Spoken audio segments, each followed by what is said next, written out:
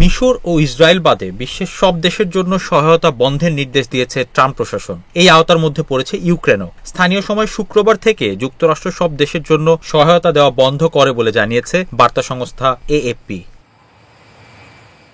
সংবাদ মাধ্যমটি জানায়, যুক্তরাষ্ট্র ইসরায়েল এবং মিশরের জন্য সামরিক সহায়তা ও হিমায়িত জরুরি খাদ্য সরবরাহ বন্ধ করবে না। এ সংক্রান্তে একটি মেমোতে মার্কিন পররাষ্ট্রমন্ত্রী মার্কো রুবিও জানান, বিদ্যমান বা নতুন সহায়তার বিষয়গুলো পর্যালোচনা এবং অনুমোদিত না হওয়া পর্যন্ত নতুন করে অর্থ ছাড় দেওয়া হবে না। আগামী 85 দিনের মধ্যে বিদেশি সহায়তার বিষয়গুলো রিভিউ করা হবে। প্রেসিডেন্ট ডোনাল্ড ট্রাম্পের আমেরিকাই প্রথম নীতি অংশ এই উদ্যোগ।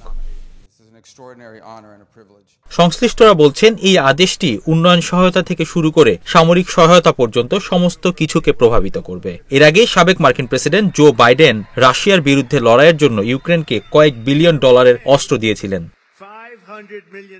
পরামর্শদাতা সংস্থা the organisation for economic cooperation and ডেভেলপমেন্টের প্রতিবেদন অনুযায়ী 2023 সালে যুক্তরাষ্ট্র 64 বিলিয়ন ডলারের বিদেশি সহায়তা দিয়েছিল। তবে গত বছর দেশটি কত ডলারের বিদেশি সহায়তা দিয়েছে তা জানায়নি।